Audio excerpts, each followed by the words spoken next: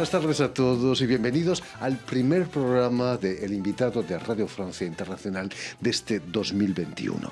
Desde París les deseamos a todos que les sea próspero y lleno de cosas buenas. El periodista chileno Jorge Orellana acaba de poner en venta, a través de internet, una serie limitada de libros en los que muestra sus dibujos realizados en los últimos 2 años. El dinero recaudado servirá para poner al día su blog Francia-Chile, que fundó en 2017 con el fin de mostrar la realidad chilena a los franceses y sobre todo de establecer puentes entre los dos países, como fue el caso del pasado plebiscito.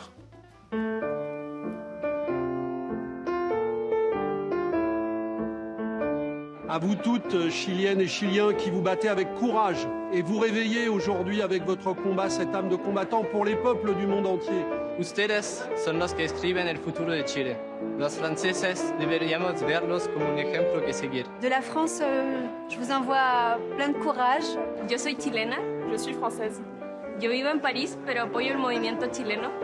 Je vis à Paris et je soutiens le mouvement chilien. Y desde acá les decimos... Et d'ici, nous vous disons... ¡Aguante, cabros! تحية للشعب التشيلي. الحرية الحرية الحرية. Yo, madrileña, afincada en París, os mando toda mi energía y toda mi amor. Hoy estamos aquí para apoyar al pueblo chileno y con nuestro corazón decimos ¡vamos! Y precisamente para hablarnos de este blog y de sus largos años de vida aquí en Francia, Jorge Orellana ha sido tan amable de venir hasta nuestros estudios. Muy buenas tardes, Jorge. Hola, Jordi, ¿qué tal? Y sobre todo, muchísimas gracias por haber aceptado nuestra invitación. Gracias a ti por la invitación. Y ser el primer invitado del año. Un honor. Permíteme que recuerde a nuestros oyentes que has nacido en 1956 en Santiago de Chile, si no me equivoco, y que vas a dejar Chile, tu país, a los 17 años para venir aquí a Europa. ¿Cómo vivió el adolescente que eras entonces esos momentos turbulentos de la historia de tu país? El recuerdo que tengo es que los viví muy bien. Muy bien, en el sentido de que era algo tan impensado estar en Europa. Yo nunca pensé salir de Chile, ¿no? Quizás alguna vez fui a Argentina, a Perú, pero hacer el salto y venir a vivir en Europa era totalmente impensado. Así que con 18 años el mundo me pertenecía. Imagino que la vida, el ambiente ahí en Chile era un poco irrespirable, ¿no? En el 74, cuando sí, sales. A mí me tocó el golpe de Estado. Yo estaba en el colegio, ¿no? En tercero medio, y me tocó vivir hasta el mes de enero del 74 en Chile y ver muchas cosas, ¿no? que pasaron en esa época. Antes de venir a París vas a pasar por Madrid. ¿Por qué no te quedaste ahí en Madrid, país donde la lengua es común al menos? Es cierto. Porque eran los últimos años de Franco. Entonces, al llegar a España con 17 años, yo no entendí por qué habíamos salido de Chile, de Pinochet, para ir a España de Franco, ¿no? Claro. Entonces terminé el COU, como se llamaba en esa época, el cuarto medio, di la prueba de universidad y me fui a viajar. ¿Por qué decides estudiar en París literatura francesa, por casualidad? Por culpa de las mujeres, como siempre. Cuéntanos. Yo pensaba irme a Italia a hacer estudiar historia del arte en Perugia. Tenía ya todo el dossier. En esa época no había, por supuesto, ni internet, ni fax, ni nada, ¿no? Entonces tenía mi carpeta con todas las indicaciones. Y al final yo llegué aquí después de haber trabajado 6-7 meses en Suecia con un grupo de chilenos donde vivíamos todos juntos. Y en esa época se podía ganar mucha plata, ¿no? Los estudiantes trabajábamos bien en Suecia. Y me tomé un charter, como habían en esas épocas, no los de ahora, no los de esa época, a París, porque era un sueño conocer París. Y habían muchos amigos chilenos, la colonia chilena era muy, muy grande en esa época, y finalmente poco a poco me fui quedando. Quizás el clima era más clemente que el de Suecia, ¿no? Aquí en Francia. Sí, no, en Suecia me acuerdo que esa fue la razón en el mes de noviembre. Yo llegué en el mes de noviembre aquí, del 76. Yo trabajaba, salía a las 6 de la mañana, era de noche, terminaba a las 3 de la tarde y era de noche. y estaba todo nevado, entonces sí, el clima era... Aquí en París vas a estudiar en la Universidad de París 7, literatura francesa. Sí. ¿Qué es lo que te llevó a la literatura? Quizás las ganas de escribir. Siempre desde joven me gustaba escribir, escribía mucho, como muchos latinoamericanos y muchos chilenos, ¿no? Muchos poemas, cosas así. Y me interesaba aprender bien la lengua y una buena manera de conocer un país es su literatura, ¿no? Aquí en París vas a trabajar en sitios inverosímiles, como un bar que lleva el nombre de un poema de Arthur Rimbaud, Le bateau ivre, el barco borracho. Para un apasionado de literatura como tú, me imagino que era el sitio ideal, ¿no? Mira, no sé si tan ideal, porque en esa época uno hacía los trabajos que encontraba, ¿no? Absolutamente todos ilegales, en el sentido de que no había ficha de pago ni nada, ¿no? Y en realidad la anécdota es que ese trabajo lo conseguí por Atahualpa Yupanqui, que vivía aquí en esa época, que era muy, muy amigo con mi papá. Tuvieron una bonita historia. Y don Atahualpa, cuando yo llegué aquí, él me apañó, como se dice ahora. Tengo recuerdos que me invitaba a comer a la Cupol los domingos. Y ahí aprendí a tomar vino con él y fue él el quien me encontró ese trabajo. Aprendiste a tomar vino y el francés, ¿no? No tuviste problema con el idioma. Ahí en el Bateau Ivre aprendí que ese fue casi mi primer trabajo aquí en Francia, era barman, ¿no? Entonces tenía que preparar los cócteles, porque el Bateau Ivre es un bar, creo que todavía existe, en que hay una cave donde vienen artistas y don Atahualpa daba conciertos ahí. Entonces había que preparar los cócteles y ahí aprendí a hablar francés. Otro trabajo interesante lo obtienes en la única tienda de París dedicada al ajedrez. Imagino que eres un maestro, ¿no?, del ajedrez, ¿o no? Bueno, juego un poquito mejor que el promedio, ¿no? Sí, eso fue un trabajo increíble que duró 13, 14 años. En esa época estaba en el Boulevard Saint-Germain, al frente de l'Odéon, y era efectivamente la única librería de ajedrez que había en Francia. Y ahí tuve la suerte de conocer a grandes campeones, Spassky, Kasparov, Tal, Korchnoi. ¿Y venían a comprar libros? Ellos venían a tableros, comprar libros, ¿no? Sí. Por supuesto, una gran biblioteca, ¿no? Imagino que en una tienda como esa a uno le dan ganas de jugar todo el día, ¿no?, al ajedrez. Claro, una parte del trabajo era jugar. Era un trabajo muy difícil. Últimamente estaba echando un vistazo a la página web de la tienda y están en ruptura de stock, como dicen aquí en Francia, quizás gracias a una serie de televisión que ha popularizado estos últimos meses el juego del ajedrez, ¿no? Esa chica campeona de ajedrez. Ah, Judith Polgar. Exactamente. Sí. Esa es una historia increíble porque el papá eran dos hermanas y el papá las entrenó desde pequeñas, ¿no?, para triunfar. Imagínate. Después de todo eso vas a ser durante casi 20 años responsable de marketing y comunicación de una empresa francesa dedicada a los productos multimedia. Era algo que estaban haciendo, ¿no?, cuando tú empiezas allí. No había mucho multimedia.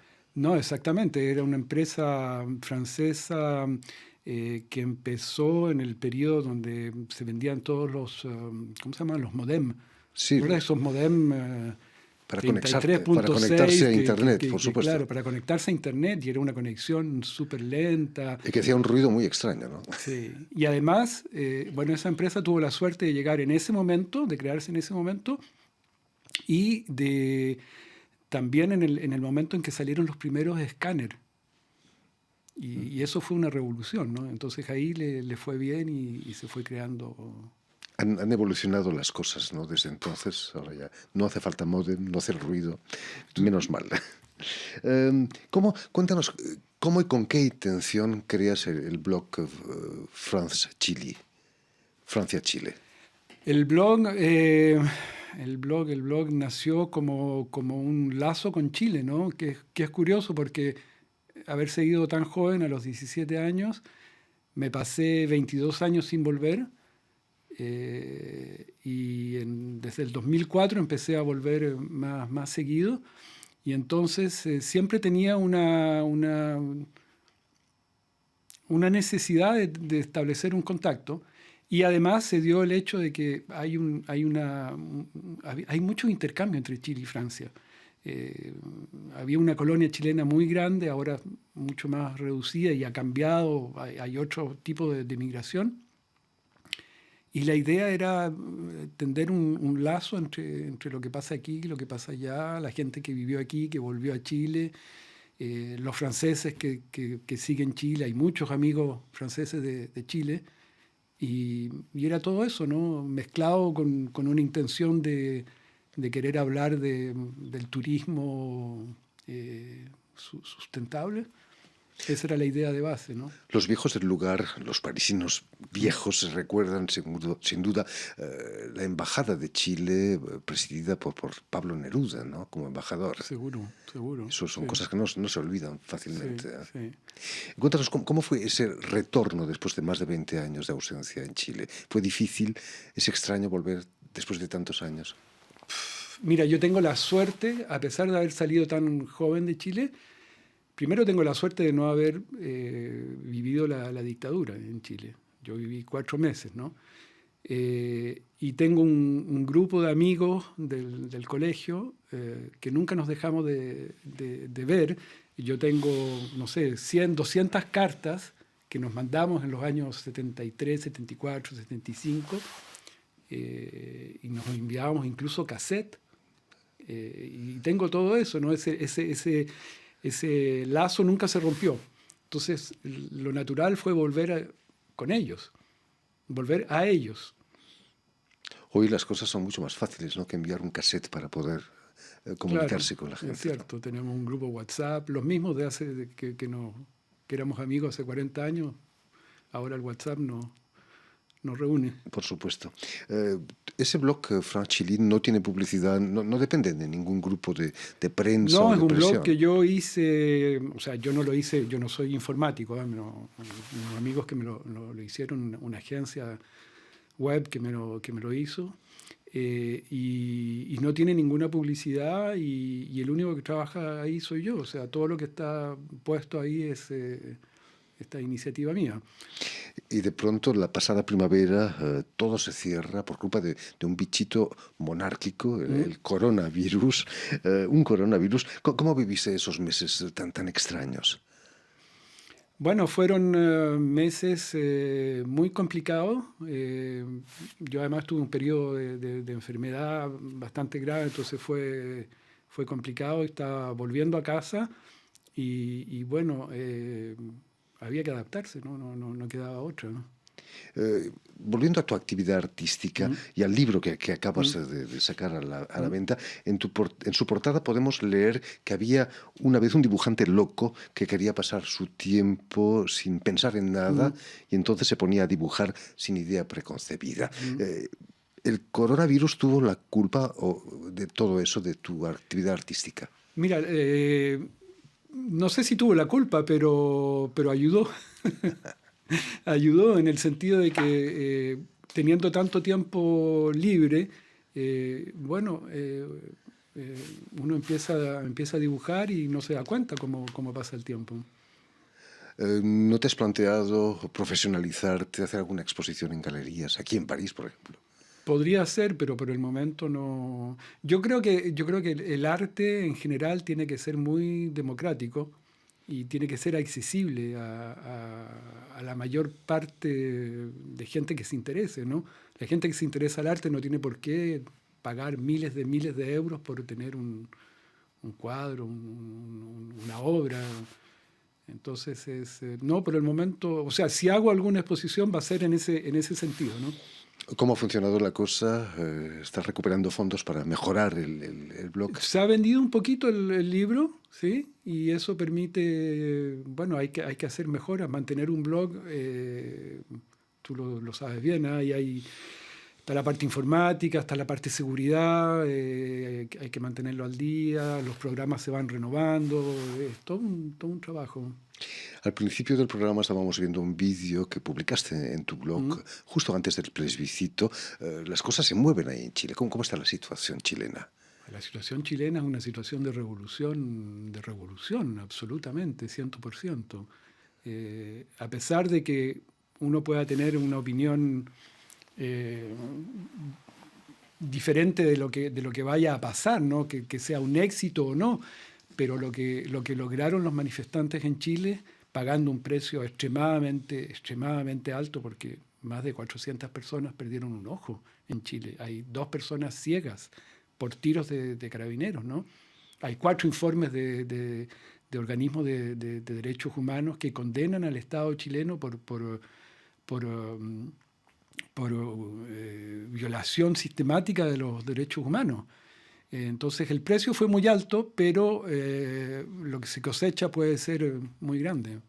¿Va a haber elecciones pronto en Chile? Hay viene un año muy complicado a nivel de elecciones. Ahora hasta el 11 de enero hay tiempo para inscribir a la gente que quiere postular para ser miembro de los 155 constituyentes que van a redactar la nueva Constitución. Entonces eso se cierra ahora en enero. Y después vienen elecciones de alcalde, de gobernadores, y al final del año la elección presidencial. En fin, pues ya lo saben, si quieren seguir la actualidad chilena, no dejen de visitar el blog de Jorge Orellana, francechile.com, Francia-Chile en francés.com. Muchísimas gracias, Jorge, gracias por a ti, haber estado aquí y por habernos puesto al corriente de lo que está pasando ahí en Chile. Permíteme también, Jorge, que dé las gracias a Pauline Leduc y a Julien Leng, quienes se han ocupado hoy de la realización audiovisual del programa. Y a ustedes, muchísimas gracias por su atención y les damos cita para una nueva edición del Invitado de Radio Francia Internacional.